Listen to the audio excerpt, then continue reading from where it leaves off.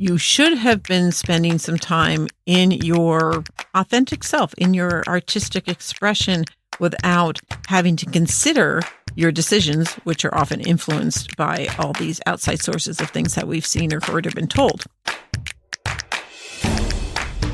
Hello, all my lovely creatives out there. Thank you for joining me on the Sage Arts Podcast. This is Sage, back from a little break that I had to take in order to take care of stuff here. And I am going to be doing something a little bit different just to forewarn you. There's going to be a lot of chatter about what I've been doing, a lot of personal kind of stuff initially, but I promise there is a point in what I'm doing.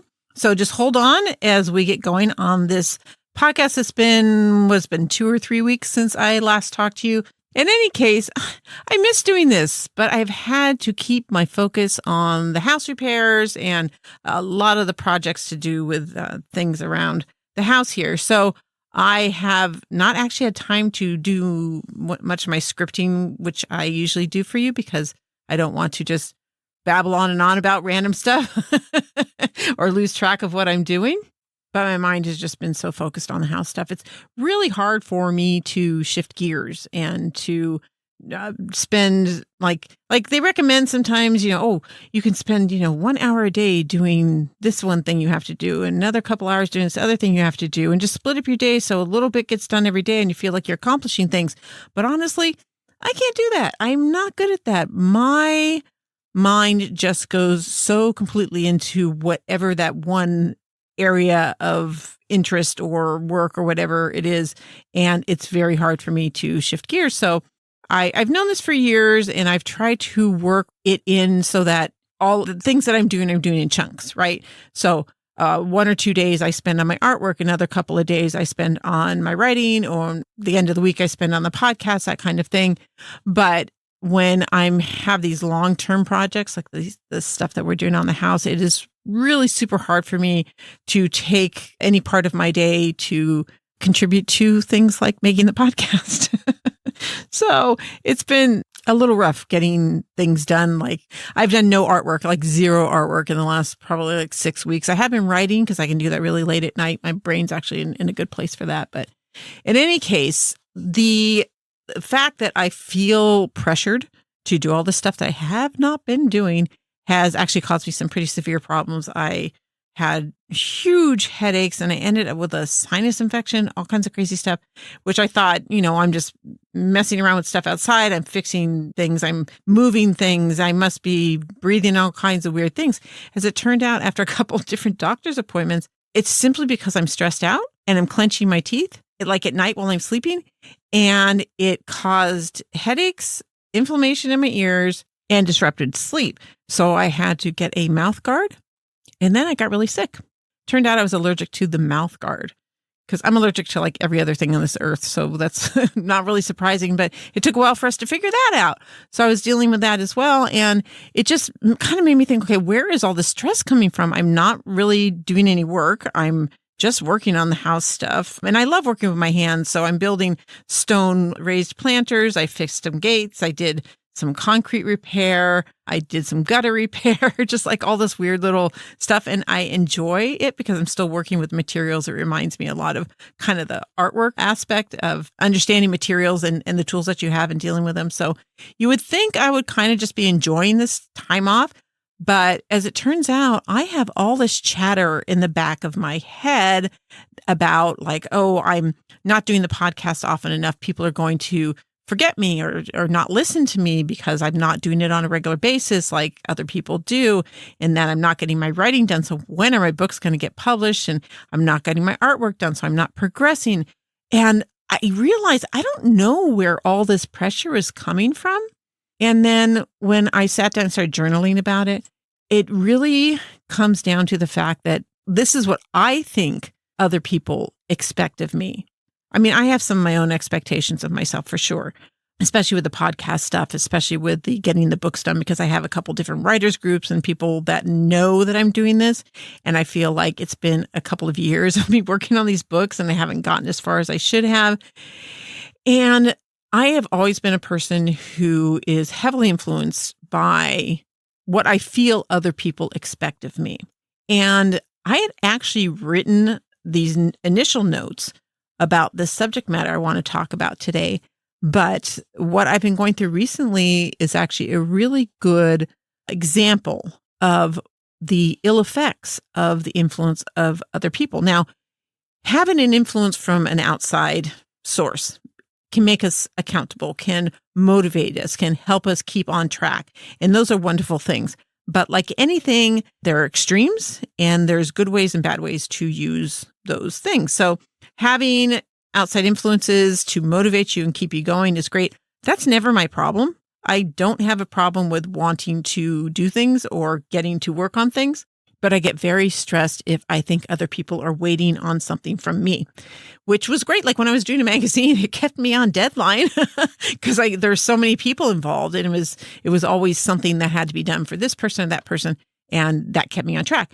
But now, I mean, I don't have anything that I owe anybody in terms of like, I don't have an agent who's expecting a book, and I don't have an art gallery that's expecting artwork from me. Now I have the podcast, and I want it out every week, but I don't think any of you are going to give me a hard time if I don't do it. Nobody has yet. So thank you so much for being understanding. So I'm really seeing kind of the negative side of outside influences right now because I got so stressed out that I got the clenching and the headaches and the, the domino effect of all that stuff that happened. And so when I was thinking about what to do this week, I found these notes about what I call the lone wolf artist. And I realized that there's a lot of connection and overlap between that and what I'm experiencing now. So I thought this would be apropos for what I and many of you are probably experiencing. This is always a very stressful time of the year, either because you've got to get all your holiday artwork out there and trying to get it sold, or of course we have all the family stuff and all the celebratory stuff, which we do enjoy, but it does take a lot of work and it does take a lot of time that we usually don't have. So we are dealing with a lot of stress and a lot of outside influence right now. And so I thought, let's talk about outside influence and how it affects your art and how to kind of deal with it. Like what's a good way of dealing with it, and then how to work with these outside influences and things that we want to be doing, because we do want social interaction, and social media can be a great source of inspiration and looking at other people's artwork and feeling a part of a larger community. But when are these influences useful for us, and when are they detrimental? That's going to be the focus today. I usually do kind of shout outs at this point, but I haven't been on social media. And because of that, a lot of you haven't been very active on my pages, which I completely understand because I'm not going to be very reactive back if I'm not on. So all of you that have sent messages or have been making comments or likes and just kind of keeping things active on there, I really appreciate it. I have had a few emails from a few of my regular commenters. Thank you, all of you who continue to give me feedback. And then I had some interesting conversations with a couple people who will be guests in the coming months. So things are still happening over here. But in any case, if you do have comments or anything that you would like to tell me, you'll find links in your show notes or description section of wherever you're listening to this podcast from. You can always go to thesagearts.com where you'll find a contact page to reach out to me. You can also click on the news and notices button on the homepage of thesagearts.com to just get the news about what's going on and when a new episode comes out.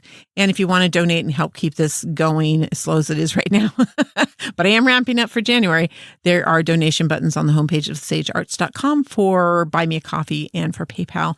Again, all those links are in your description or show notes section on your podcast player.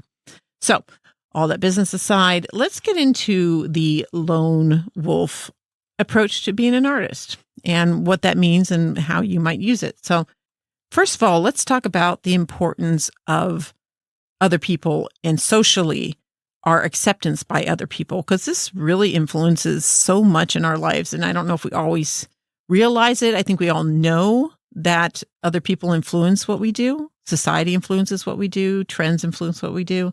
But as artists, well, really as human beings, we have a drive to be important, to be accepted, to be recognized.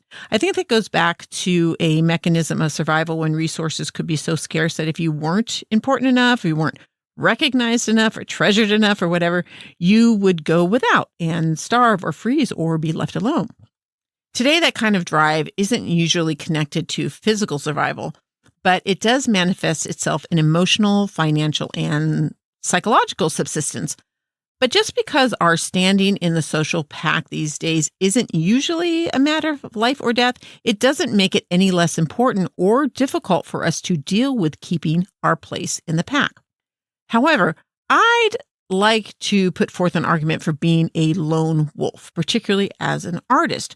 When you try to belong, when you try to be recognized, emphasis on the word try, of course, your efforts are made and your focus is determined by that pack mentality. The lone wolf, on the other hand, finds its own path, discovers things in a less intrusive, less disruptive, and quieter way. There are things that we will be open to when we're just doing things on our own. There's ideas and inspiration and motivation in going it alone that is not present when you're trying to be part of a group. The group is like a screen of trees that keeps you from seeing the broad vista before you. And that wide open space beyond is really where all your creative fodder is probably going to be. So, okay, first of all, dispensing with all the crazy heavy metaphors there. What I'm getting at is that wanting to belong as an artist is very common and normal and sometimes a very necessary thing. And it's not just because we're human beings and social creatures. Art can be a very isolating process, and we, being social creatures, yearn for interaction. So, how to rectify our need to belong, to be recognized and accepted by a group, and yet hold on to our quiet solitude in which we hear our own particular voice and recognize our ideas as authentic and purely ours? The really simple, basic answer is to practice compartmentalization. Did I say that right? Compartmentalization. That really tested my talking ability here. Each of these needs that I'm talking about are dealt with separately, and you access them and live with them at different points in time when you compartmentalize. So different points of time could be either different times during the day or different times during your week or your month. But there really are huge benefits to working on your art without the influence of other people to the extent that it is possible.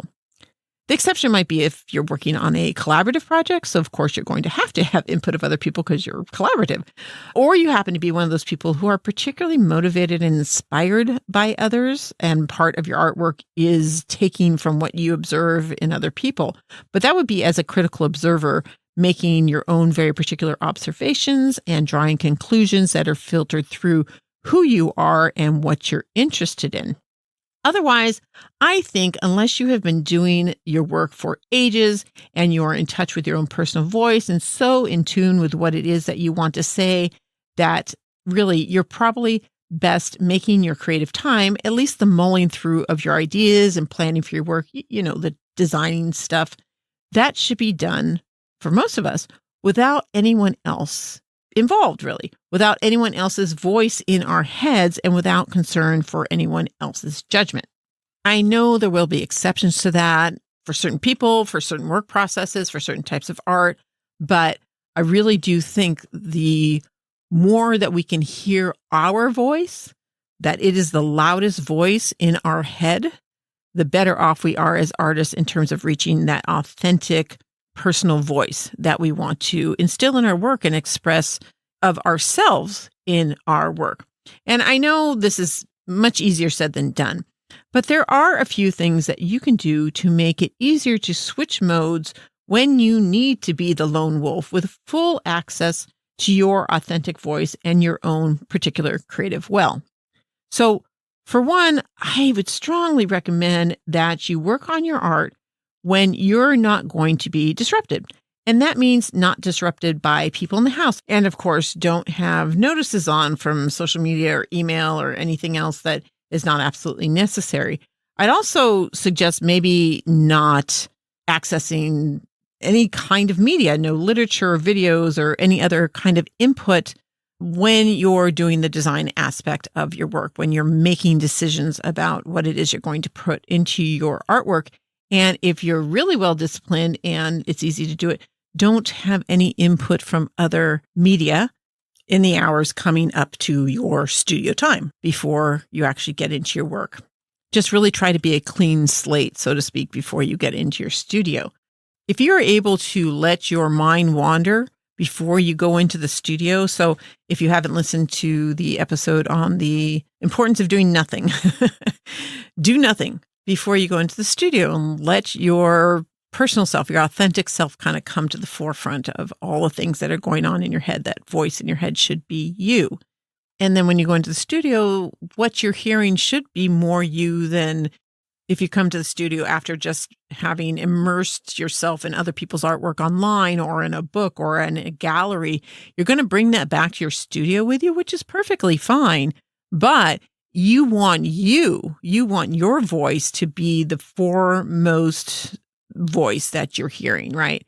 So once things have been planned out, like you've done your design work, you've done a lot of decision making, then there's usually more space for more interaction and more outside influence because what you plan to do has already been decided. It's really that decision making process that we go through as artists to decide what we're doing, how we're going to do it, colors that we're going to use, different various design aspects that we're going to work into it. Once you've made those decisions, if you can, like a lot of work in polymer is planned out ahead of time. Some painters, it's decided as they work. That's fine. But if you have a planning phase and an execution phase, then before the planning phase, that is, before that, you want to try to clear your mind of other influences as much as possible to try to hear your authentic voice. And if it's all through your process, then hopefully you have the opportunity to clear your mind of outside influences before you get into work in your studio, whenever you work in your studio. And that brings us to another thing that is very similar, that really works for me, that has really worked for a lot of other creatives. And that is to work on your creative stuff first thing in the day. The fewer influences you can have from media and other people that you might run into throughout the course of your day, the better. There's a lot of subconscious influence for most of us. Like, when you're like in another country, you start kind of maybe taking on the accents and the mannerisms of other people there, the local people there. I think a lot of people do this, and it's not really a conscious thing, but we're hearing this new way of speaking and talking and acting. And there's something in our psyches that, again, want us to conform to the pack. And so we start assimilating, doing things that reflect what we're seeing and hearing during the day. And that happens in a much subtler way at home. Not, when we're away, it's very obvious, but when we're at home, this stuff comes on. We most of the time have no idea that we are taking on these actions and thoughts and patterns that we're seeing around us. So the reason it's good to do it first thing in the day is because you've spent 6 to 8 hours or however long you sleep processing and stowing away all the various things that you experienced during the previous day. And then your mind kind of clears and should leave pretty much just your internal voice, just your internal thoughts, and the strong and dominant default person that you are should be what is primarily left. So when you wake up, you are as close to being the true version of yourself as it really can be, at least like without further therapeutic intervention. So I know for a lot of us, doing work the first thing in the day is not always possible. And if it's not, may I recommend doing some other kind of intervention between the bulk of your day and your creative time, such as taking a short nap or doing meditation or writing in a journal or anything that will alter your frame of mind from all the things that you've been taking in during the day. So although a nap is not nearly as long as a good night's sleep, it can do much of the same thing, allowing the brain to process all the input you've been getting and kind of dig down and root into who you really are. Meditation also can quiet the mind and clear it for more authentic creative time. Journaling is another way of working through things because you're able to get them out of your head, put things that you're worrying about, that's kind of taking over your thoughts. And that should allow you to not just focus, which is a big part of that, getting things out of your head, but it also should allow your personal voice to come through, especially after journaling, because you're hopefully writing in your own authentic voice. Another little trick that has helped me a lot over the years is to stop at the end of your studio session in the middle of what you're working on rather than work up until you get to a stopping point. So you want to stop where it makes sense in the use of your materials or the things that you've prepared or set out or whatnot. But if there's a point where you can stop and you can put away whatever you got to put away and come back and not have to make a decision about what to do next, then you're going in, not having to make any decisions, and you can get into your creative work mode before decisions have to be made. And hopefully you've gotten into flow where hopefully all those outside voices have kind of quieted down. So you should have been spending some time in your authentic self, in your artistic expression, without having to consider your decisions, which are often influenced by all these outside sources of things that we've seen or heard or been told. Because our decision-making mode often is highly influenced by outside sources, other people, other artwork that we've seen. So if you don't initially have to make decisions, there's a good chance you won't bring in as much influence into your initial efforts. And so by the time you have to make another decision, your mind should be settled, more or less, in the true you mode, in that lone wolf mode. And your vision and expression can be and should be less influenced by the outside world. This doesn't always work, I have to say, but even if it doesn't work, it does have the benefit of making it easy to get back into your work because, again, there's no initial decisions to make. You can just start working because you know where to go. So there's no drastic shifting of mental gears. You just pick up where you left off, and that's easy, right? And then once you've gotten into the work for a while, it makes it even easier to keep going because, I don't remember which episode I talked about the gutters that our mind runs in, but we do tend to get into a channel of thinking, a channel of a certain mentality or mode of work, and it can be kind of hard to shift. But if you get into something because it's easy, because it's already ready, because you stopped halfway, then by the time you've worked through whatever it is that you had to finish in that unfinished part, your mind is there. So it's great for that. And I've been using that as a kind of golden rule in my writing practice for sure. I always stop in the middle of something.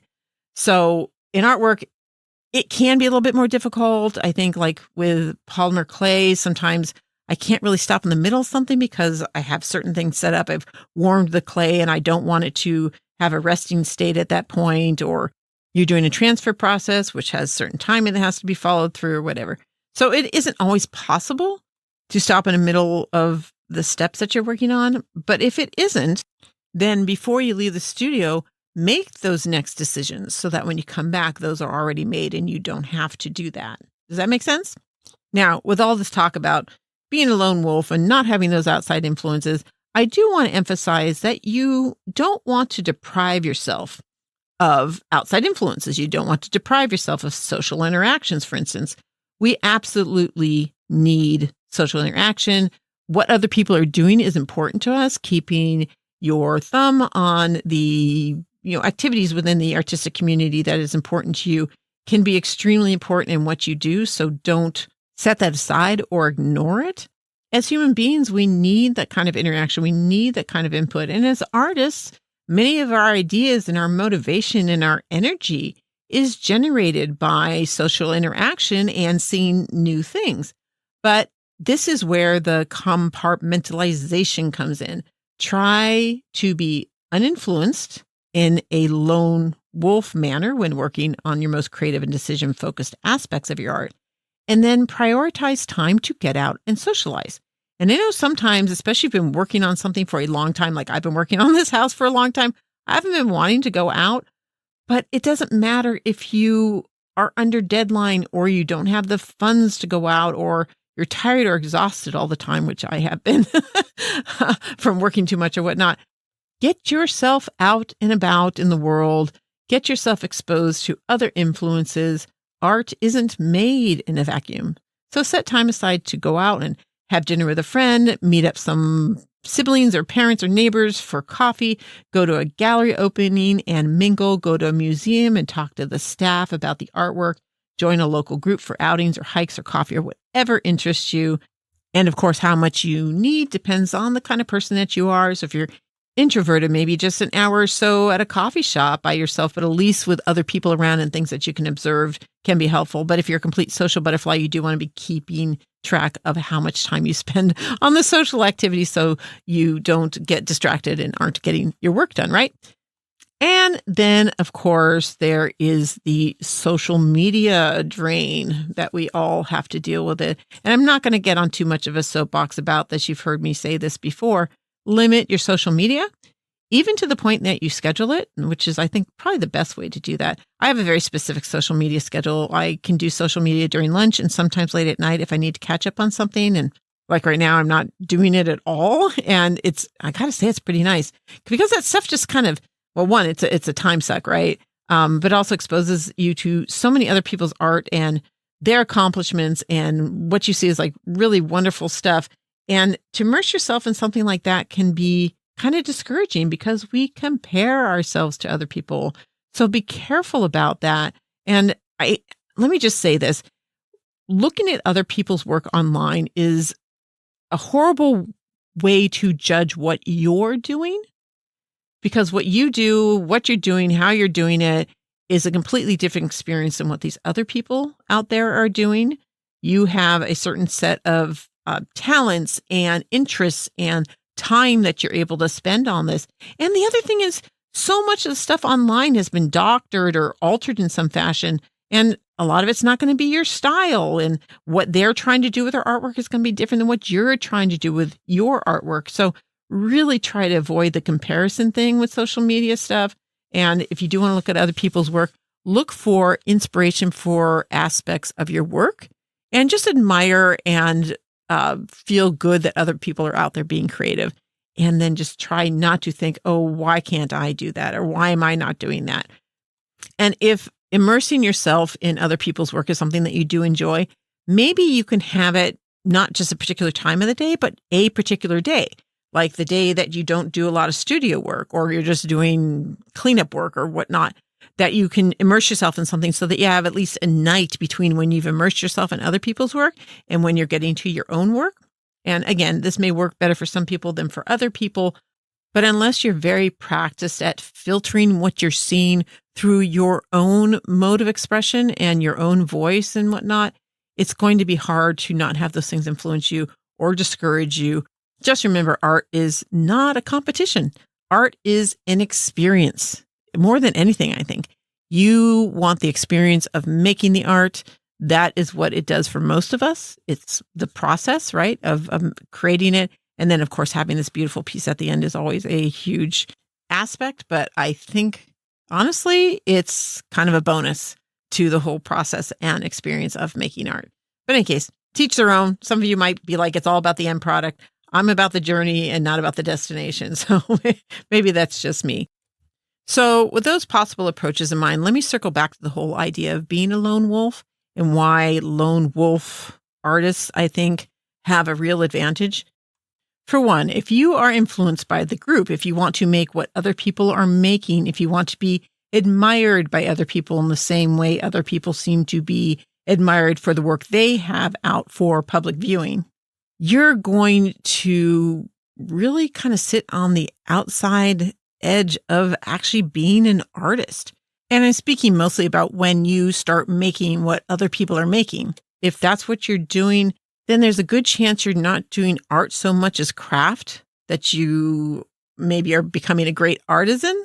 But the artist is a person who takes something of themselves, some authentic part of themselves, and puts it out in the world, shares it, whether it's their aesthetic, the way that they see beauty, or their opinions, or making social commentary on things that are important to them, or sharing their experience of life. That's what makes it art. And if you're trying to follow the pack, if you're trying to do what other people are doing online, you really risk missing out on the authentic expression that, in my opinion, and this is just my opinion, is really the pinnacle, the best feeling, the best reward in creative work.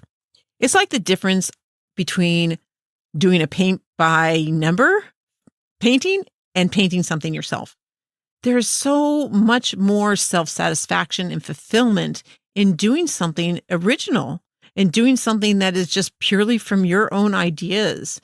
And I think we sometimes lose sight of that because we want the approval of the group. We want the social recognition for what we're doing, that we try to play it safe. It reminds me of how studios develop TV shows or movies. Like, we see so many things that are remakes of something else, or they're taking the same character or set of characters or same world and just making movie after movie in that same world or with those same characters because they're afraid to take risks. They want to be accepted, of course, because they're trying to make money.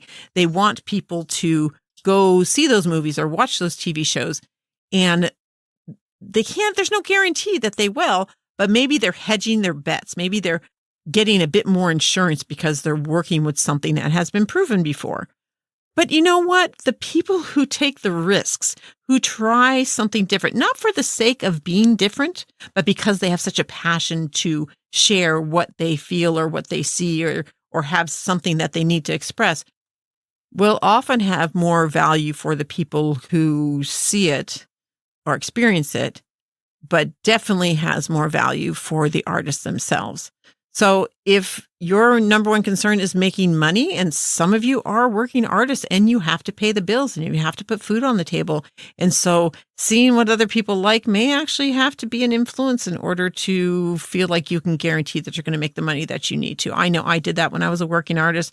There were certain aspects of the things that I would put into the shows that I knew would sell because they were trendy, because everybody was into them. But then I always did the work that was my personal passion-driven expression. So sometimes you have to do the trendy stuff, but give yourself space to do your personal work, to put out the things that mean something deep and dear to you. Because as an artist, I just honestly feel that personal self-expression is the most wonderful feeling that you can possibly have as an artist, to create something that never existed before, to kind of play God a little bit, so to speak, to create something and put it out into the world and share it and know that no one has seen anything like this before. And when I say that, I don't mean something that's so drastically different that no one can compare it to anything else. I mean something that is recognizable as you. And it's just like in writing, and I know I do a lot of comparisons with writing, but they're so specific probably because they deal with language. But in writing, they say there are no new stories. And that's probably true if you boil them down to the basics, right? So there's probably no new paintings. They're going to be landscapes or portraits or still lifes or abstract or whatever. All these things have been done. But you haven't done them and you haven't put them out there. And when you make your own way, when you, as the lone wolf, go out on your own and do your own hunting for motivation and inspiration and bring that back to the studio and make your artwork from some very personal place, it will be original because no one else is you and no one else can do what you specifically do. So don't be afraid to go out on your own and do something that no one else is doing, that no one else is getting recognition for. If it's something that you want to do, if it's something that you want to try, if it grabs your imagination and makes you curious and makes you want to explore it, do it. Don't worry about what other people are doing. And if it's something that looks a lot like what other people are doing, but it does drive you and you are passionate about it, do it in your way. You don't have to consciously try to be different than other people, but don't consciously try to do it like other people. Hopefully that makes some sense. So being the lone wolf is really about just making your own path. And I just like the wolf metaphor representation for us because it's strong and feels brave and feels sexy even, right? It feels like what I think our passion feels like. That we are wolves, we're out there hunting, we're out there howling, and we're figuring out how to make what we want to make and create and survive in the artistic community that we've chosen in a way that is fulfilling and important to us, not to the pack. And I think if you do it that way, I think it will essentially be something that the pack will appreciate.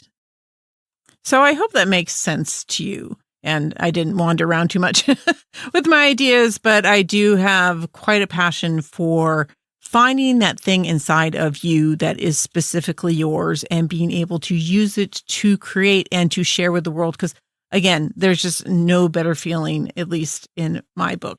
That said, I am going to wrap this up because I still got so much to do. I have the longest to-do list. Who doesn't this time of year, right? I should have one more of these out for you before the year wraps up. And then in January, when I can talk, we'll get back to regular schedule with interviews, and Brett should come back and just have a lot of fun this coming year. So meet me again here in about 2 weeks. If you want to write me, just say hello, give me some ideas, let me know what you want to see next year, anything at all. You can go to thesagearts.com, go to the contact page to reach me there. You can reach out to me on social media. Again, I'm not on there quite so often, but I'm still getting notices. So write me on Facebook or Instagram at the Sage Arts podcast pages. And if you want to support this podcast, you can do so by either donating at Buy Me a Coffee or PayPal. I have those buttons on the homepage of thesagearts.com and in the show notes as usual. Or you can go to 10thmusearts.com and buy polymer and mixed media related books, magazines, and other little tidbits there. So go check it out, 10thmusearts.com. That's 10th spelled out TENTHMUSEARTS.com. And we're going to leave it at that. So I do hope all of you are having a wonderful holiday season and that things aren't too stressful and you're still getting to be creative during this time. But whatever you do, don't forget to go out and have those new experiences, keeping your lone wolf muse fed, right? And as always, stay true to your authentic brand of weirdness. And join me again next time on the Sage Arts Podcast.